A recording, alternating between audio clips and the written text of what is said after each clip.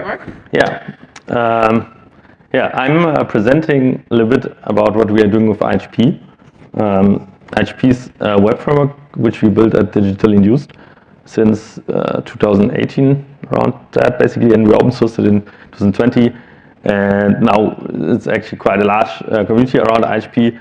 And I just want to show a bit what we are doing basically and what we are using Haskell for.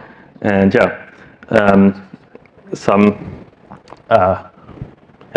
just basically some things about IHP. IHP is like basically a batteries include web framework. So it's like you can think of it like if you know Rails or Laravel or Django, it's like this but with Haskell, and kind of combines the productivity of like Rails with the type safety of the Haskell, and kind of delivers like superpowers other frameworks cannot. Because in Rails you are very productive, but you have issues with like quality over like the lifecycle of the application, and with like IHP you have like all the power of Haskell basically.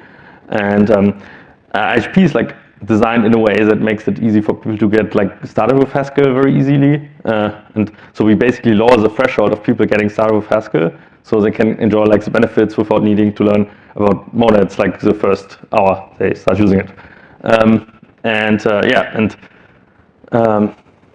Here's a bit of what other people say about IHP. So there's like a lot of kind of people say it's a great framework. So that's kind of there's quite a couple of people that are kind of very happy with it. Basically IHP is really designed, and I think that's why a lot of people in the normal Haskell community are not sometimes aware about IHP. It's because it's like designed for people that, or basically people that are already experts in Haskell use Resort or Warp directly maybe, or Savant. But if you want to start out with Haskell and you have no idea about what you're doing, you might not know what database library to pick or what template library to pick. And with IHP, we kind of take off the decisions for the people, so they can just get something on the screen. And after they have like coded for a couple of days and they have something working, they might want to ask more questions. How is like this working? And I understand a bit more about the structure, because like when you learn Haskell, it's easy to get like the first functions and everything working, but then you maybe don't know how to like structure a larger program and everything. And IHP kind of takes a lot of like, or delivers like a standard structure kind of for a project. Actually IHP also is cool for Haskell experts. So it's not just for beginners. It actually scales very well for people that are experts too. So because it's in the end, it's just a wrapper around kind of a Warp and Postgres and a bit of IO and a bit of structure basically. The IHP community right now is like, we have like nearly 500 people in the Slack community, and there's total like over 5,000 projects created, and at the moment there's like 250 in development IHP projects, what we can see from our telemetry basically. We actually have like quite a few projects now in production since it's launched. So here's a couple of companies that kind of use IHP actually in production. For example, Chemical Abstract Services, like US-based company. They are like modernizing an old IHP app, legacy applications that's been running like 50 years in production, and they're using IHP for that. Or RPV is like residential like solar energy calculator. And actually, I learned earlier today that the Irish like Solar Energy Association is now like supporting that project. So someone's chatted on Slack so this happened. For example, I know there's like, because we consult on the project, there's like a project going on with BASF, which is like a large German gas company. For example, recently like MC Master University, they have like a thing where they teach programming to other students basically, and they build like the whole booking system with IHP, for example. There's a lot like more basically. We even got, I found this kind of funny, IHP was mentioned in like a German IT magazine next to like Java frameworks and all the like stuff we basically fight against. And this was kind of funny because like, and we don't do any press work, so this was even more funny to see that this kind of works. I also wanted to show some kind of case studies because it might, let's see if it works. Because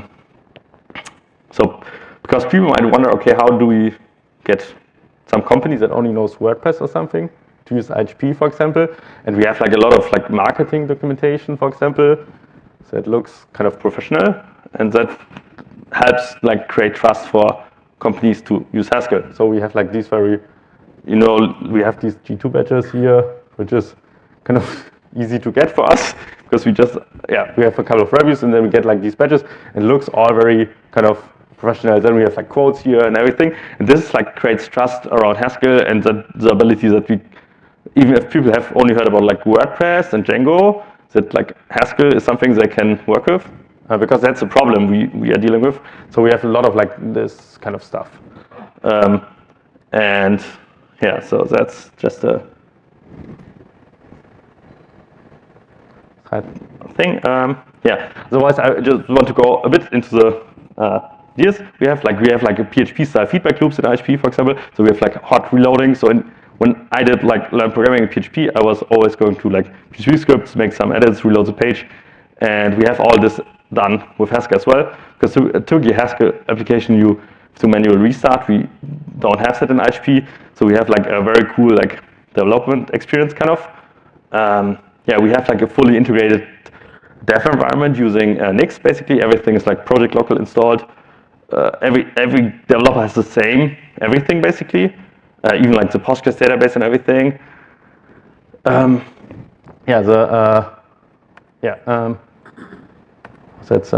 just skipped that one. We actually have web-based dev tooling. That a lot of people hate this at first, but it's actually quite cool because it's like inspired a bit by Smalltalk or the early Smalltalk tooling. But you can do everything you can do in IHP, you can do in code as well. So you don't actually need to do this. But I think people sometimes think like this is like web development for noobs. Basically, we have web-based dev tooling, but it's actually like very kind of productive. Here's some, but we can skip that. I think we can skip that as well. We have HSX, which is like JSX from React, but for Haskell basically. So TypeSafe had HTML templates, which is based on Blaze HTML, but it's like just type checked at compile time. We have great documentation, so we have like a lot of examples in documentation. We have like, we always use like specific examples instead of general examples. And we oftentimes like update the documentation when people ask, so that's like some stuff we follow, and I think that helps a lot people adopting IHP. And now we actually want to go to the live demo, so that's just the, I hope the timing fits.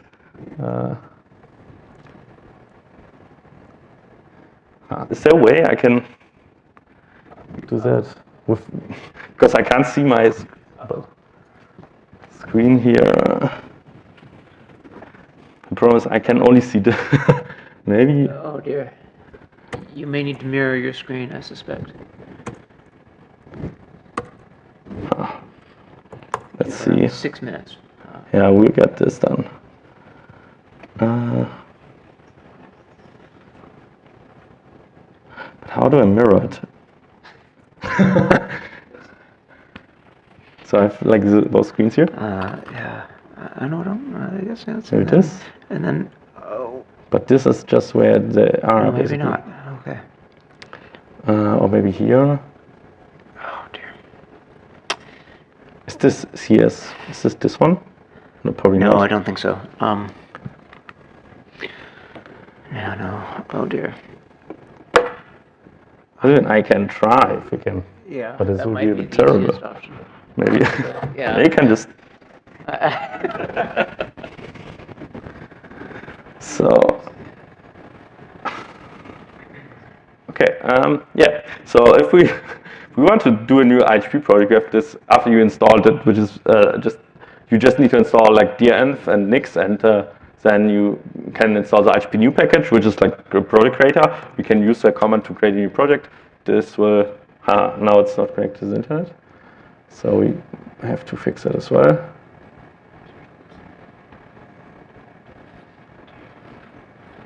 Let's see if that works. Okay. So we create a new project. This takes a couple of seconds because it uses Nix to, like, we now actually use Nix Flakes with the latest version as well. So it just installs a couple of stuff from Nix Flakes, and then we have Nix Flakes. And actually devenv based like development environment with a new project. So this now takes a moment, but it should go pretty fast after that. And yeah, in this development environment, we basically have everything to get started then. So that just takes a second. And you can already see it created a couple of files. And now if you go to the project, we can just hit dev env up and start this project. Now it opened the browser actually, but it opened it in the... So yeah, this is actually the dev environment here. So it's so it starts with the schema designer. So that's just a visual editor for the SQL stuff. But you can actually always split to this code editor or just edit the file directly. So but it's just a faster way to create SQL statements. Then so we create, for example, let's say we create a table post. With it automatically creates a primary key. You maybe give a post a title and a body. Maybe some timestamps here, and it automatically like wires up like all the stuff we need, like database hooks and everything. Then we can it actually suggests a database migration as well. So we just run this one, and we have now set up our database schema for our blog application. We can now use the code generator here actually to just generate the controller. And then we go to the application. And now we have a very basic blog application running here. So we can just hello world and enter something. So and right now we have not written any code. So that's one of like the things which I mentioned, like it's very easy to start. So and now what we are going to do is now we can just adjust our application here. So this is like, let's see. Oh yeah. 1 minute left. Oh yeah. Okay.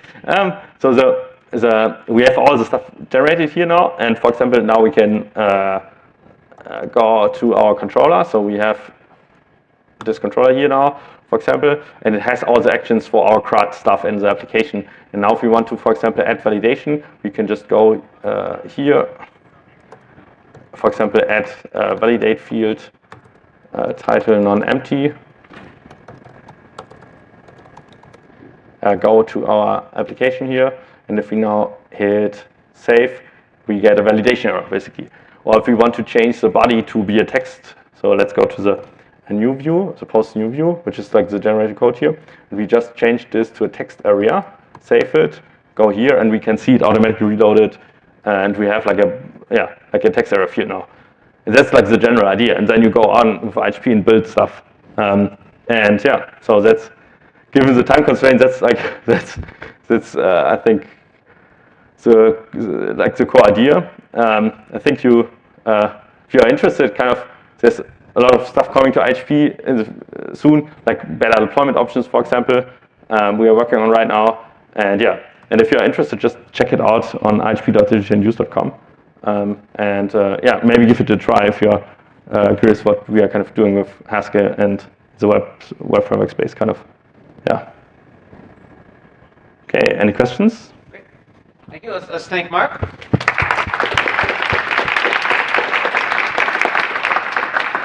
All right. Yes, questions? Simon, okay. So, I'm no expert on web frameworks, quite the opposite. But is it possible for you to describe in brief what's unusual or distinctive about the technical approach you're taking? How have you made your web framework to be the one that people are raving about in your quotes? What are the key insights I could take away about its design? Yeah, maybe. I think there's probably multiple. I think one key insight is I think people just want to have type safety in their web applications. I think people really want that, and I think Haskell is too complicated. Like normal Haskell is kind of too complicated to deliver that, in the sense that if you people want something kind of they can where they have a very low threshold to get started with, and like low friction kind of way to get started with. And like all the existing web frameworks, for example, in the Haskell space have very high friction, and you need to always like figure out, okay, Cabal or Stack or Nix or which database library I'm going to use and everything, and we've all taken care of that. I think people then kind of get to enjoy the joy of Haskell, but in an easy way, and this kind of makes people, I think, kind of happy about that. Yeah. But how did you get away without using, I don't know, Nix or Stack or database libraries or whatever? What made it possible for you to do something that they couldn't? Yeah, we just are very opinionated, I think, and I think the other web frameworks in the Haskell space are not opinionated, so they are always like, I think the core insight is other web frameworks, the Haskell space are really designed for people that are already experts in Haskell, and IHP is like particularly designed for people that have actually no idea what they're doing, and then we just make a lot of decisions upfront. So for example, a lot of people complained initially that you can't use IHP with Stack or Cabal because we only offer like Nix-based and development environment, and that's it basically. And we also don't like support MySQL, for example. We only have like certain decisions that are kind of designed. IHP is designed to be used in that way, and if you don't fit that patterns, you can't use IHP basically. And if you use it and follow the patterns, it will be like everything works very great together basically. So it's because it's like it's kind of it's like that's why it's an integrated Haskell platform. It's like very like kind of integrated. Everything is wired together in a way that it delivers a great experience kind of. Great. All right. Let's thank